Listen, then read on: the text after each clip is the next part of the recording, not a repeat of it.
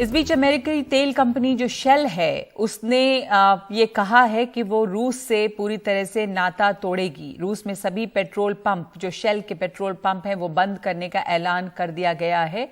रूस से अब शेल कंपनी तेल नहीं खरीदेगी और ये माफी मांगी है शेल कंपनी ने, इसलिए क्योंकि पिछले हफ्ते रूस से शेल कंपनी ने ही तेल खरीदा था जिसके बाद उसकी आलोचना हुई थी। अब शेल के चीफ एग्जीक्यूटिव ने इस पर माफी मांगी है और कहा है कि अब आगे शेल कंपनी जो है वो रूस से तेल नहीं खरीदेगी।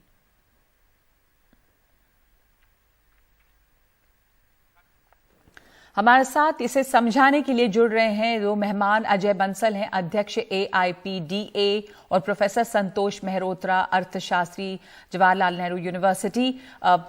तेल के दाम बढ़ने, क्रूड ऑयल की कीमत तो लगातार ही बढ़ रही है, $140 प्रति बैरल पहुंच गई है।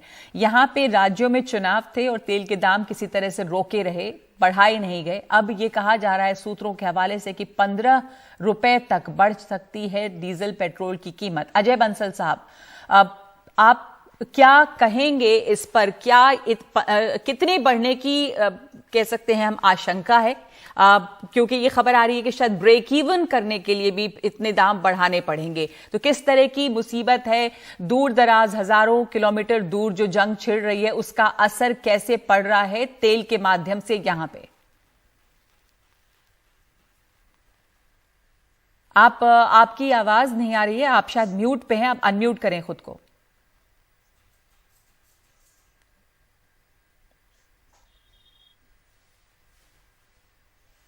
जी अजय जी, आप सुन सकते हैं? नहीं अजय जी, आपकी आवाज नहीं आ रही है, आप म्यूट पे हैं, आप अपने को अनम्यूट करें। प्रोफेसर संतोष मेहरोत्रा, आप हमें समझा सकते हैं सरल तरीके से कि जो हिंदुस्तान में बैठा शख्स है उसे ये जानना जरूरी है कि जो दूर दराज युद्ध चल रहा है उसका असर हम पे कैसे पड़ रहा है, हमारी अर्थव्यवस्था पर क्या असर इसका पड़ रहा है?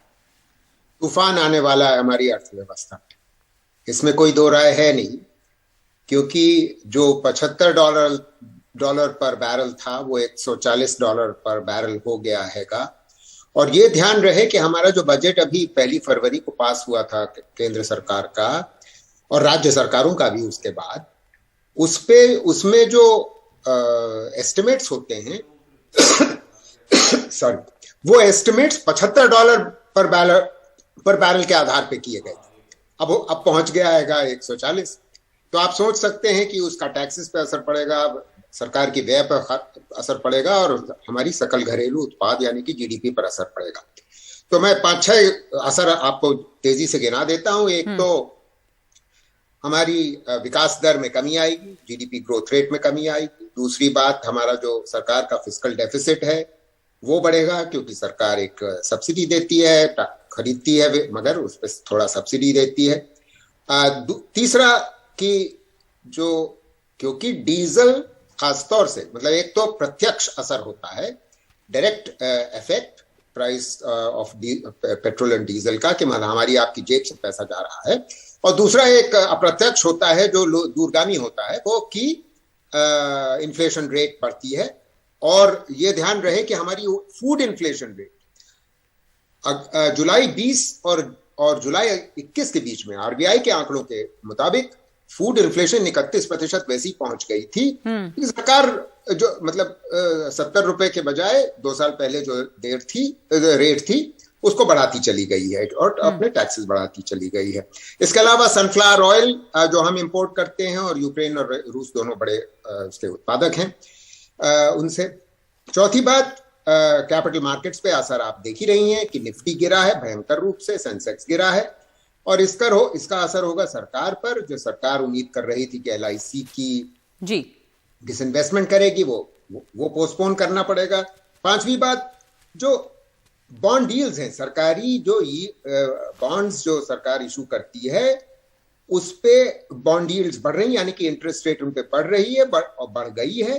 सो यानी कि भारत सरकार की तिजोरी से और आउटफ्लो होगा, क्योंकि इंटरेस्ट पेमेंट सरकार का बढ़ेगा।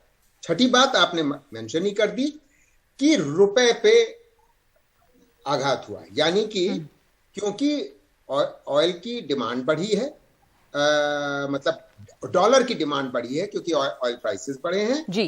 तो डॉलर मजबूत हुआ है, इसी वजह से यूरो कमजोर हुआ है, इसी वजह से रुपए भी कमजोर हुआ है। और ये उतनी बुरी बात नहीं है। क्यों बुरी बात नहीं है मैं बताता हूं।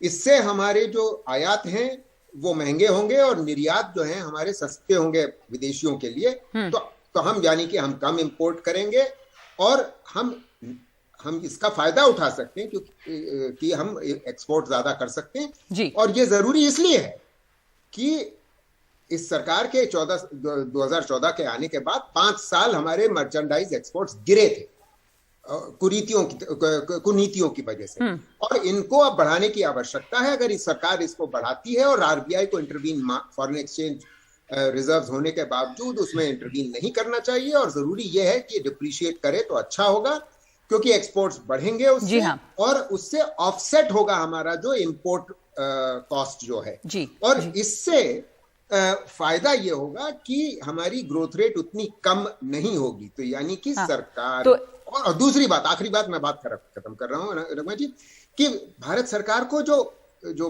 पेट्रोल पंप पे दाम है वो बढ़ाती चली गई है।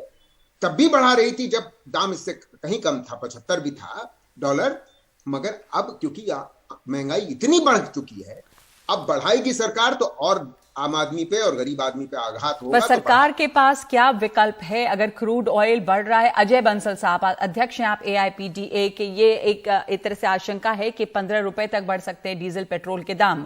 क्रूड ऑयल अब $140 प्रति बैरल है। जैसा अभी प्रोफेसर मेहरोत्रा बता रहे थे कि जब हमारे बजट भी बना था उस समय 70-75 मैं भूल रही हूँ ऐसे था प्रति बैरल जो है क्रूड ऑयल के जो दाम हैं। तो पूरा ये एक तरह से मामला उलट पुलट गया है और क्या सरकार के पास, अब चुनाव के चलते थमी हुई थी बात, पर अभी बढ़ाना जो है वो एक तरह से लाजमी हो गया है। देखिए नगमा जी, आपने बहुत अच्छे से पहले तो सब्जेक्ट को पहले ही लोगों को बता दिया। हम दोहरी मार झेल रहे हैं। एक तरफ जो कि क्रूड जो है वो $140 के करीब जो है पर बैरल चला गया, और एक जो डॉलर है, तो हमारी बहुत सी फैक्टर्स में ये जो दो मेन फैक्टर हैं, ये क्रूड बास्केट के दाम को हमारे इंटरनेशनल दाम को तय करते हैं। हमारे आम जनता के जो खरीद फरोख्त का जो पेट्रोल का डीजल का दाम है उस पर प्रभाव करते हैं। ये क्रूड बास्केट के अंदर जो दो अहम कंपोनेंट है ये। और जैसे कि अब जो है ये जो हमारा सीजन है, वैसे ये देखा जाता है कि ये जो समर सीजन है, ये जो डिमांड कम होने की वजह से क्रूड दाम कम होना चाहिए, और क्योंकि वॉर की वजह से बढ़ रहा है तो दाम का अगर जो देखा जाए अंतर्राष्ट्रीय और जो हमारा सरकारी APM डिसमेंटल होने के बाद, एडमिनिस्ट्रेटिव प्राइस मैकेनिज्म डिसमेंटल होने के बाद, जो आने के बाद ये आपको जो है वो ये दाम जो है वो बाजार के ऊपर छोड़ा गया है। तो बाजार के तौर पे अभी 22 रुपए का जो है वो एक किस्म से इंक्रीमेंट अब ड्यू है। अगर जो ऑयल कंपनी 22 रुपए तक नहीं बढ़ाती है तो वो उनको अंडर रिकवरी 15 का सुन रहे थे आपने कहा कि 22 रुपए तक बढ़ सकता है। 22 रुपए का एक बेयर मिनिमम जो है आज के टाइम पर मेरे हिसाब से, जो हम लोगों का अभी तक 35 साल का हमारा, और ये पिछले करीबन 7-8 साल से जब से ये जो हमारा डेली प्राइस जो मैकेनिज्म चल रहा है, और डेली हम 6 बजे जो पेट्रोल डीजल के दाम जो है सरकारी कंपनियों से लेते हैं, उसमें जो हम देखें तो उसमें 22 रुपए का अंदाजन क्या है, ये अभी 1 रुपए का बढ़ोतरी होनी चाहिए थी।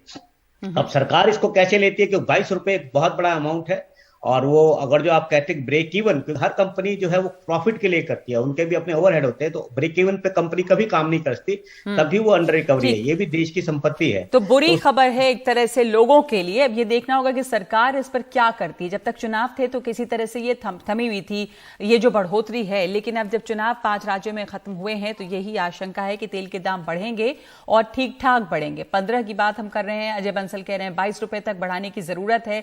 तो किस तरह से ये जो इतना बड़ा झटका है वो सरकार क्या कुछ उसको कम करके लोगों को देगी, किस तरह से देगी, ये इस समय एक बड़ा सवाल है। धन्यवाद आप दोनों का बताने के लिए हमें कि क्या असर पड़ रहा है इस युद्ध का भारत की अर्थव्यवस्था पर, दुनिया भर के कई देशों की अर्थव्यवस्था पर इसका असर पड़ रहा है, जिस तरह ग्लोबल सप्लाई चेन एक दूसरे से अब जुड़े हुए हैं।